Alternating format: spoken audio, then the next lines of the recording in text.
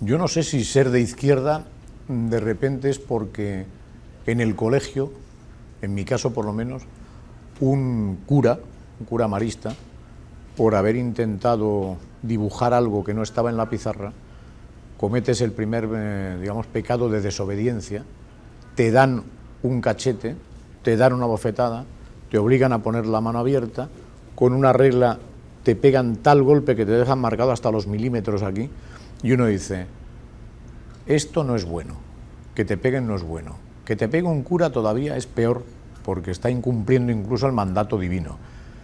Yo tenía unos 8 años, yo creo que ya empecé a ser de izquierda. Lo curioso es que los maristas, casi la mayoría de los profesores maristas que yo tuve eran de Burgos.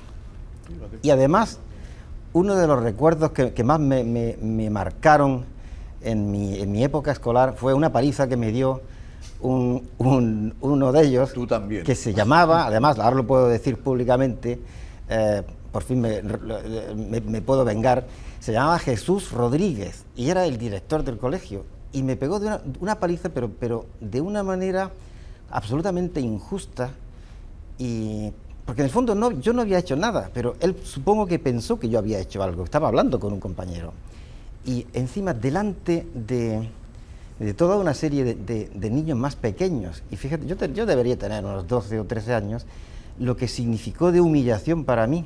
Exacto. Pues yo recuerdo que en la Arboleda Perdida de Rafael Alberti cuenta que una vez un cura también le pegó una paliza o una bofetada, y él decía, si hoy lo encontrase, se la devolvería con gusto. Pues yo también. Nos marca porque además consideramos que todo el ambiente en España concretamente, que era tan religioso, tan iconográfico, con todo lo que decía de la misa, el mes de mayo dedicado a María y todos los himnos que había religiosos, y de repente yo leía, ya cuando avanzas en el tiempo y lees la Revolución Soviética y empiezas a ver que hay ciertos poetas que son malditos, que habla el padre de un amigo tuyo de que a un tal Lorca lo fusilaron, y empiezas a investigar, y no te das cuenta si eres de izquierda o derecha. Yo, desde luego, ya ese concepto de izquierda-derecha lo sabes un poco más adelante. Pero dices, ¿no? Algo falla. Algo falla, exactamente, ¿no? Si en este estado de cosas, con estos maestros que tengo, con esta familia que me ha tocado, que luego sufre una catarsis, porque mi padre concretamente, que tenía colgados ahí crucifijos, vírgenes, el cuadro de la Santa Cena, de repente sufre no sé exactamente qué fue, porque murió muy joven, pero sufre algo que de repente quitó todo aquello, lo rompió. Comenzó a hablar de Alberti, de Lorca, de todos los poetas malditos, de todos los exiliados españoles. Comenzamos a sintonizar una radio que era Radio España Independiente, estación pirenaica, donde se ponía Franco exactamente como lo que era un dictador sanguinario, y es cuando dices, la historia que me han enseñado no es cierta. Claro. Tengo que averiguar cuál es mi origen, es decir, qué es lo que ha pasado. Claro. Sí, eso es un poco la historia mía familiar, es decir, fuera de casa se hacía una cosa y dentro otra, y dentro de casa se criticaba el régimen, fuera había que decir amén. Sí, Salón, que además impregna luego el cine. Yo recuerdo que el cine, que para mí era una de las manifestaciones más atractivas que podía haber, incluso esperábamos la película del domingo con una ansia, siempre era de vaqueros o era de los piratas o de cosas de estas, ¿no?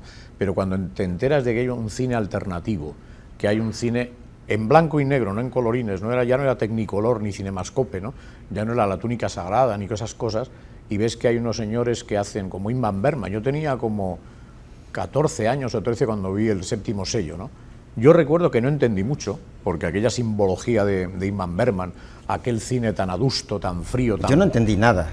Bueno, yo entendí poquito porque luego me explican, ¿no? En este juego de la muerte al ajedrez, lo que están haciendo, te explican cosas.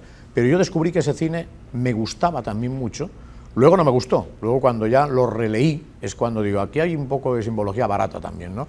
Pero volviendo a la época nuestra, aquello de ver cine, aquello de la curiosidad de ver aquello que te están prohibiendo, aquello que está siendo hurtado en tu vida, en ese momento podemos considerar que estamos siendo de izquierda, es decir, que estamos situándonos ya políticamente. Sí, es cierto, es cierto.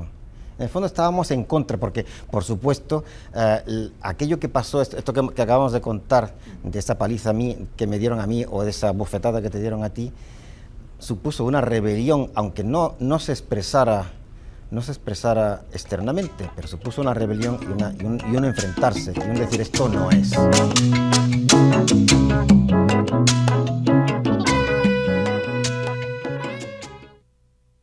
En ese ataque, digamos, de sinceridad y sobre todo en esa debacle que entra cuando ha sido engañado tantos años, mi padre muere con 50 años.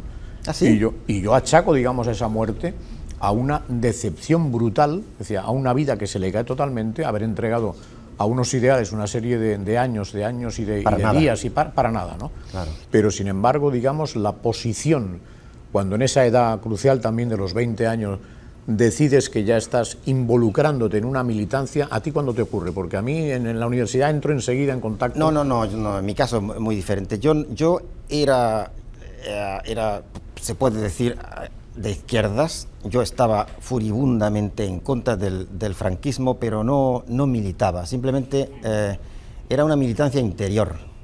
Era una especie de exilio interior.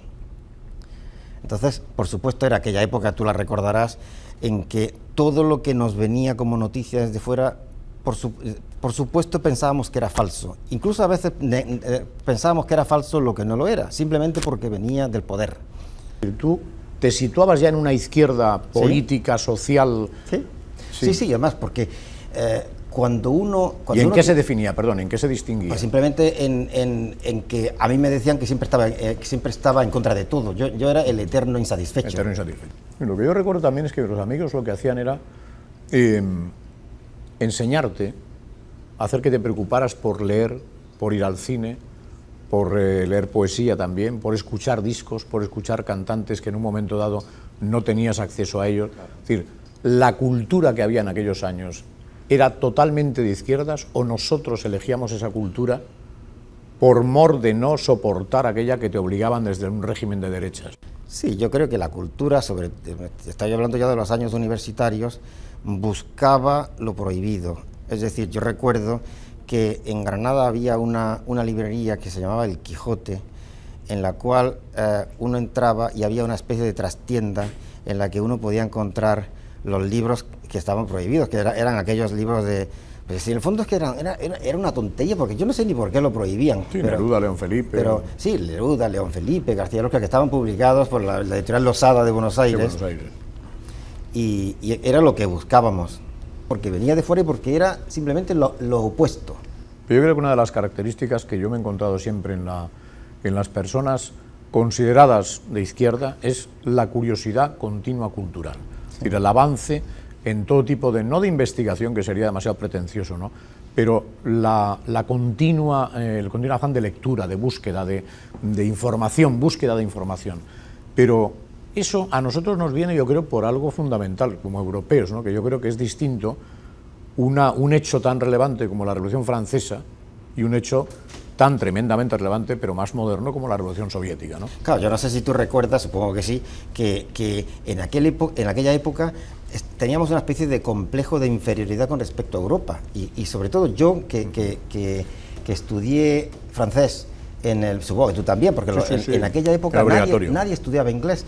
En el bachillerato se estudiaba francés. Yo recuerdo que había un compañero que vino a mitad de curso de no sé dónde, de Murcia o de algún sitio, que probablemente a su padre lo habían trasladado, y vino allí al colegio de donde yo estaba, en Granada, y este estudiaba inglés. Y la cosa era tal que no había profesor de inglés. Entonces tuvieron que buscar uno para que le diera clase.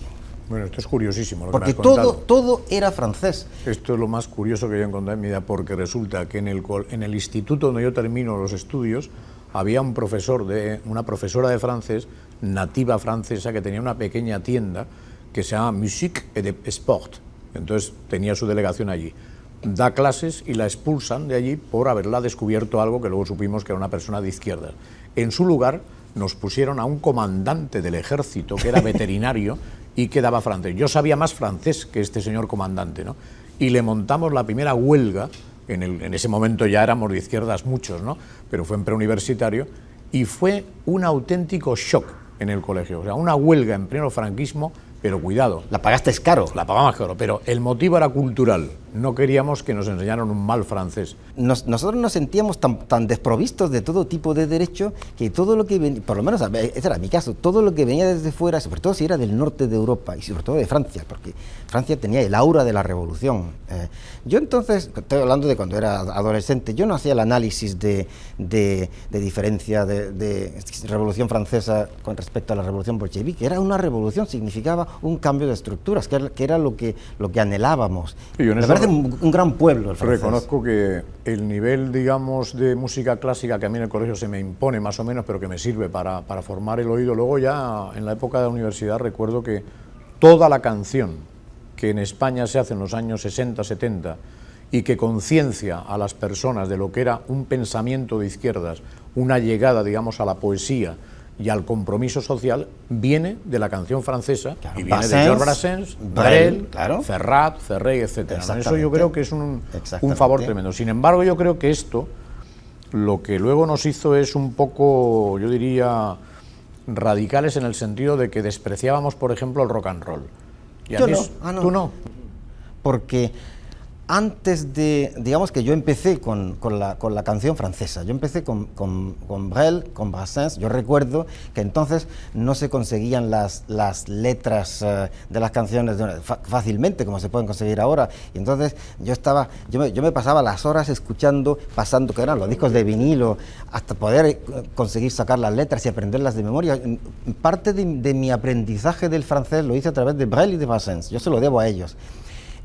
Digamos que yo era totalmente afrancesado, y los Beatles, cuando sacaron aquel She Loves You y todo aquello, significaron mi entrada en el mundo inglés y mi otra nueva admiración.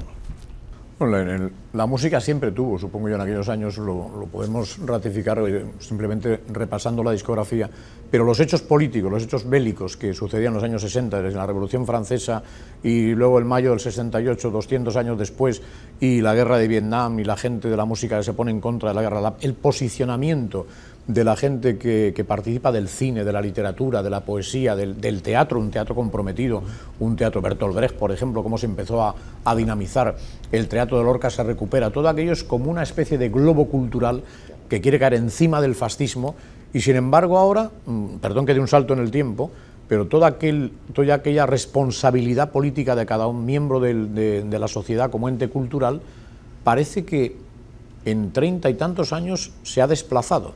Es como si ya se eludiera el compromiso. Entonces, en esos años ricos en compromiso político de izquierdas, todos estábamos ilusionados con este cambio. Pero ten en cuenta que entonces el enemigo para nosotros era muy visible. Sabíamos quién era. Era Franco, era el fascismo, era toda la historia que llevaba detrás de él, era la muerte de Lorca, era toda la represión, era su relación con Hitler, era todo aquello. El enemigo era visible y yo creo que era más fácil posicionarse porque las posiciones eran más claras. Hoy día las posiciones no son claras, las posiciones son turbias.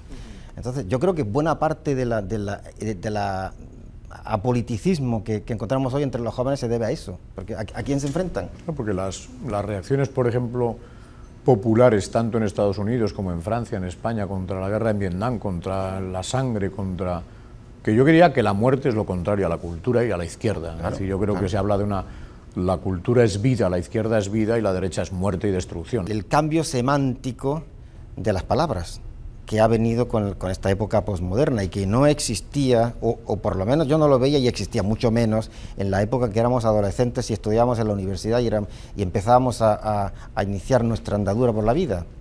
Sí, eso de empezar a militar en la izquierda, por ejemplo, en el caso de España, es distinto que en Italia. En Italia, digamos, la izquierda es un colectivo de personas que han luchado contra la invasión alemana, contra el fascismo, han triunfado, son ganadores. Claro. Por un lado son ganadores, por otro lado son perdedores, porque el ejército italiano fue penalizado como el alemán por el bloque, digamos, de los aliados y eran como culpables, ¿no? Pero todo el frente comunista, es decir, lo que era la lucha más radical y más como los maquis en España, ¿no? Hay una diferencia sustancial entre ser comunista en España, ser de izquierdas en Italia, el eurocomunismo, que es un avance de estos, o un retraso. Sí, probablemente, ¿no? Un retraso. Pero en este análisis de lo que es la izquierda europea, yo creo que ahora mismo lo único que hemos asistido, es, como tú decías, es al abandono de los símbolos. Claro. Es decir, ya no hay hoces, ya no hay martillos, ya no hay puños, ya solo queda la rosa. Entonces, toda esta renuncia voluntaria y yo diría patética hace más que patética, que las personas de izquierdas, consideradas de izquierdas en nuestra Europa, no tengan nada que ver ni siquiera con una persona, yo diría, de centroizquierda en Latinoamérica. Es más de izquierdas un latinoamericano ahora mismo en Venezuela, en México, en Colombia, que un miembro de un partido comunista en Europa. Pues que el problema actual en Europa es que la izquierda, lo que tú y yo consideramos izquierda, es extraparlamentaria. Yo creo que se podría decir que por definición los partidos que entran en el juego de las democracias burguesas a las que hemos llegado tienen la denominación de izquierdas, pero ahí hay un vaciamiento semántico de lo que es izquierda. Nos encontramos con que las democracias burguesas, al fin y al cabo, lo único que sirven es para que haya dos partidos que se van alternando, y los otros sirven de mala conciencia y buena conciencia. Sí, exactamente, y de relleno, y de justificación del sistema, porque en el fondo saben que nunca van a alcanzar el poder. Nosotros podemos autoculparnos, darnos latigazos, entonar mea culpa, es decir, hemos fallado, no hemos interpretado bien la realidad social, no hemos interpretado bien la realidad global, pero sin embargo lo único que yo veo es que vamos dando pasos para que los demás no nos llamen radicales, vamos renunciando. En este caso yo no he renunciado, pero bueno, renuncian ciertos colectivos y en ese momento la derecha, muy artera, comienza a tomar ese espacio que has abandonado, lo anula y llegamos a una situación en la que, como muy bien decía el comandante Fidel Castro, te encuentras con que hay un peligro, no de guerra diría termonuclear, pero un peligro de terrorismo de Estado global disfrazado de democracia monitorizada. Es decir, la democracia que vamos a implantar se implanta desde esta dictadura que protege el terrorismo. Ese cambio brutal de concepciones es asumida por gente que se supone tiene unos estudios sin que salga de ellos ni la menor palabra de protesta. Sí, pero es que ese es el problema de los cambios semánticos de las ideas. La palabra democracia hoy día está vaciada de contenido, porque si consideramos que el mayor terrorista en la época actual, que es el presidente de los Estados Unidos, dice que es un campeón de la democracia, ¿eso con qué rima? Bueno, José María Aznar cuando también es un demócrata. Y la mayoría de los políticos actuales, los políticos profesionales de España, son muy demócratas todos. ¿Eso qué significa? Por eso yo creo que lo que está ocurriendo en Latinoamérica es muy interesante. Por supuesto. Yo es que soy muy pesimista. Yo creo que Europa tiene muy poco por venir. Por venir desde el punto de vista de la izquierda. Creo que Europa ha tocado techo, que ese techo es el neoliberalismo, y no tiene, por el momento yo no le veo salida. Para mí la esperanza está en América Latina, claro, porque en América Latina las masas han sufrido más, tienen condiciones de vida mucho peores que las nuestras en Europa y son mucho más radicales. Es tremendo, además, repensando esto es de la conquista del Imperio Español, la masacre que sufren los pueblos de Latinoamérica, y hacia los siglos XIX empiezan a tener la independencia conseguida a base de sangre, etcétera. Y cuando empiezan a una andadura en la cual pretendidamente llegarían a una democracia más o menos homologada, y sin embargo le llegan encima las dictaduras, al primer ensayo de democracia llegan a una dictadura porque gana la izquierda, claro. Caso de Chile, por ejemplo, que es paradigmático, caso de Nicaragua. En la Revolución Cubana no pudieron con ella, evidentemente, ni pueden, y es el referente al que todos nos agarramos, pero es tremendo porque el shock para una sociedad que pasa de una situación esclavista a pasar a una más esclavista todavía por un amigo, entre comillas, del norte. Sin embargo, ahí los movimientos salen de ahí más, yo diría no radicales, salen más humanos, con más cargados de razón. Es decir, ya no son solamente el ente urbano que va caminando y que está concienciado, ya son las tribus indígenas de cualquiera de los países de Latinoamérica quienes se imbrican en los movimientos, en la lucha, y porque además conocen, y en esto yo creo que es muy importante que hablemos un poco de Internet. Es decir, aunque es verdad que el 2%, el 3% es el porcentaje de gente que tiene Internet en Latinoamérica, o 4%. ¿Sí? ¿Solo el 4%? Solo el 4%, el 5% me han dicho. No, eso es en África, perdón. Pero no es tanto. Sin embargo, es un medio que se puede, digamos, utilizar Por supuesto, a nivel yo lo global, estoy que es como, utilizando a diario. es lo único libre que queda, Claro. es decir, el único espacio libre. Por supuesto. ¿no? Es decir, Internet ha significado una revolución absoluta en la manera de concebir las relaciones entre pueblos.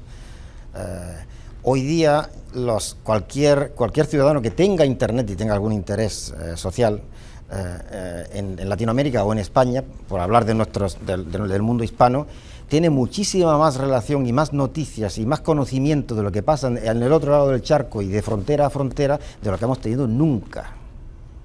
Y yo hoy, desde hace entre 5 y 10 años que utilizo Internet, he iniciado una serie de amistades y una serie de relaciones con gente de Latinoamérica que antes no tenía, porque no había manera. Internet es una absoluta revolución. En esta que hay que utilizar revolución, a nuestro favor, claro. En la revolución que significan los medios de comunicación ahora, en este caso Internet, también es verdad que ha habido una división absoluta como en la política. Es decir, hay medios alternativos y medios que tratan de imponer ese famoso pensamiento único. Pero ¿cuál es el grado que tú crees de implantación que esa izquierda de Internet supone para un consumidor habitual, para un profesional o para un estudiante, ¿no? Bueno, vamos a ver, el problema de los medios de comunicación es que los medios llamados convencionales o los medios masivos, digamos, los medios que están en manos del capital, de las grandes corporaciones, Internet les ha servido para seguir publicando en papel y para al mismo tiempo duplicar la oferta digital por Internet y continuar pues ofreciendo su mercancía. Pero el Internet lo bueno que ha tenido es que ha permitido la democratización limitada justamente por el bajo porcentaje, sobre todo en Latinoamérica, en donde la gente no tiene tantos medios económicos como pueden tener en Europa, de que mucha gente tenga acceso a Internet. Y eso ha democratizado el precio, con lo cual los movimientos de izquierda pueden fabricar, obtener un sitio web igual de bueno que el de cualquier periódico, ya sea el New York Times o cualquiera de los grandes periódicos, igual de bueno, pero publicar una información totalmente alternativa y contraria. Y eso es un avance. Bien, perdón que pase ahora mismo de Internet, bueno, me interesa porque ambos colaboramos en páginas alternativas, por ejemplo en Rebelión, y sin embargo, en el trabajo diario, en el trabajo habitual, en el trabajo cotidiano, es decir, por ejemplo, tú que traduces, que escribes, la militancia en ese segmento de izquierda política, social, sigue en ti vivo, es decir, no renuncias, vas a seguir embricado, o tienes momentos de debilidad. No, es decir, yo creo que mi actual radicalización se debe a Internet. Yo solo puedo hablar bien del fenómeno de Internet porque yo era un escritor de izquierdas. Tu hermano es poeta, además, ¿no? Es poeta, Talento, sí. ¿no? Poeta de izquierdas también. Yo era un escritor de izquierdas. Mis libros son todos sociológicamente de izquierdas y defienden una causa de izquierdas, pero hasta ahí se limitaba mi militancia, que tampoco está bien, creo. Pero Internet significó algo más. Por motivos personales, por amistades, empecé a iniciar mis colaboraciones con Rebelión, el medio de Rebelión, y empecé a hacer traducciones. Ya sabes que los traductores de Rebelión trabajamos, por supuesto, de manera totalmente gratuita. Somos un grupo de 15 o 20, y poco a poco Rebelión empezó a ser una costumbre de entrar en ese sitio todos los días y ver cómo iba funcionando y ver de qué manera América Latina y España, por lo menos los militantes, empezábamos a unirnos. Es que eso es lo que no soporta, digamos, parte ahora de esa izquierda que nos acompaña durante los años franquistas, etcétera, etcétera, y en el punto de inflexión, no ya de Cuba, ya es de Venezuela también. Es decir, la gran esperanza de todos los que todavía seguimos imbricados en aquello que defendíamos hace 30 años es Cuba y Venezuela. Y hablando de esto, tener la oportunidad, y en esto yo soy más optimista a lo mejor que tú, ¿no? Pero bueno, de poder tener un canal, Telesur en este caso en Latinoamérica, que pueda contrarrestar toda la potencia brutal de las cadenas, sobre todo la de CNN, ¿no? Que es la que se implanta en todo el mundo, ¿no te abre un poco ese cielo negro y nubarroso. Es que antes, no me malentiendas, antes dije que yo soy pesimista con respecto a Europa. Ajá. Pero soy optimista con respecto a América Latina. Hace un par de meses me hicieron una entrevista en un sitio web de Colombia que se llama El Cronicón, y eso es exactamente lo que dije. América Latina es el continente de la esperanza. Y por supuesto, creo que el problema de Internet es su limitación. Sí. Internet, no todo el mundo tiene una computadora, no todo el mundo tiene dinero para tener una conexión. Por supuesto, en las favelas no hay todo esto. Sin embargo, la televisión es el único medio de comunicación realmente democratizado en el mundo, porque un aparato de televisión existe incluso en los ranchitos, en las favelas, en las poblaciones, en las villas miserias, todos tienen. Y por eso, Telesur, para mí sí que es un arma de destrucción masiva del neoliberalismo, porque eso sí que puede significar el punto de inflexión de una izquierda que está a la defensiva, a una izquierda que de pronto empieza por primera vez a estar a la ofensiva y con posibilidades de ganar la guerra. Sí, pero a mí me preocupa, y con esto no quiero ser tampoco ni hiriente ni que esa opinión ejemplarice, ¿no? Pero yo hablé con una persona que decía que los programas culturales, y en ese sentido los programas de izquierdas que hay en televisión y tal, que son poco atractivos. Si nosotros, como personas que nos gusta, que militamos en la izquierda, como personajes que nos hemos involucrado en una especie de apostolado cultural para que la gente, cuanto más cultura, seguimos más siendo libre, cristianos, ¿no? Claro, o sea, yo creo que cuanto más cultura, más libertad, y por tanto eso es una bola que no hay que parar. Sin embargo, fallamos en algo que no es un error nuestro, yo diría que es una interpretación bastante normal a lo que está sometido un colectivo de millones de personas, que es a una dinámica de imagen, es decir, a una borrachera de información gráfica que hace que todo aquello que es colorido y muy rápido, muy bonito, es muy bonito. O sea, como que no hay... Bueno, pero se trata de entrar en el campo del enemigo. Es decir, si estamos en la sociedad de la imagen, hay que utilizar esas técnicas. Claro, es decir, todo es un problema de técnica. Se trata de no presentar programas aburridos en donde aparece un tipo allí vestido con una corbata y está ahí sentado. Lo que llamamos yo no soy los del programas medio. de busto parlante. Claro. Ha salido un busto, se ha puesto a hablar a una lección y entonces ha habido una audiencia mínima, ¿no? Claro. Pero creo que sí nos debe preocupar. Pero por eso supongo que los dirigentes de Telesur están pensando en eso, porque tontos no son.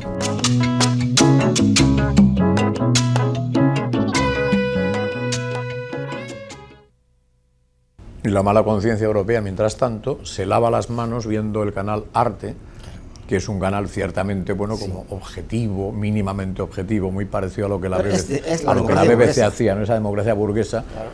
Con lo que en definitiva estamos ratificando que ahora mismo la izquierda pasa por Cuba, sigue pasando por Cuba, y que eso no hay quien lo pare. Bolivia, Uruguay, Brasil, etcétera, ¿no? Y sobre todo, claro, el problema de Cuba es que siempre ha estado aislada. En el fondo, bastante han hecho con resistir y hacer todo lo que han hecho a pesar de ese bloqueo feroz y de esos ataques feroces. Pero ahora, con la apertura de la revolución bolivariana y con un tipo como Chávez, que para mí es el sucesor de Fidel Castro, es el Fidel Castro del siglo XXI. A muy pocas millas de aquí, hacia el noroeste, hay un pueblo que durante más de 40 años ha resistido la agresión del imperialismo norteamericano. Y ahí está un pueblo de pie, el pueblo revolucionario de la Cuba socialista, de la Cuba hermana. ¡Abajo el imperialismo! ¡Viva el socialismo! ¡Viva la libertad! ¿Qué es eso del socialismo del siglo XXI? ¿Qué interpretación tú le das desde el punto de vista político? Para mí el socialismo del siglo XXI será el triunfo de la revolución en todas partes, de la democracia. Pero además es un socialismo cristiano también, porque llámale cristiano, llámale bolivariano, que tiene mucho que ver con... Es decir, yo lo que quiero es que la gente, que todos tengan acceso a todo, y a repartir lo que hay. Si hay mucho, mucho, y si hay poco, pues poco. Es un poco lo que pasa aquí. Cuando ha habido, pues se reparte más. En la época en la década pasada de los 90, que no tenían casi ni para comer, pues bueno, todos comían poco. Es que eso me parece tan lógico que todo lo demás me parece ilógico. Es algo que no he tocado contigo, yo creo que hasta voluntariamente, porque la debacle del socialismo europeo no creo que nos afectara tanto. A mí yo reconozco que no me afectó demasiado la glasnost y el amigo Gorbachev y toda la caída del muro de Berlín. Tampoco me pareció tan importante. Yo creo que, de alguna manera, yo creo que la gente que estábamos pensando más en Latinoamérica, en la izquierda más humana, menos movida por los ejes de la nomenclatura con Cano, aparte no de era tan que, importante. de manera puramente sentimental, yo me sentí siempre muy cercano de la Revolución Cubana. Un ruso que en el fondo, por mucho que yo pueda ser solidario con él, pues es que yo no sé hablar con él. Pero yo cuando vine a Cuba la primera vez, que fue en el año 76, que fue el primer país de Latinoamérica que yo visité, me dije, pero qué alegría esto de llegar aquí, que me entiendan y que yo entienda a la gente y que podamos comunicar. Pues nada, Manuel, que nos veamos muchos años y que sigamos estando en la misma posición que estamos ahora. Nosotros no debemos movernos, somos inamovibles. Espero que sea muchos años.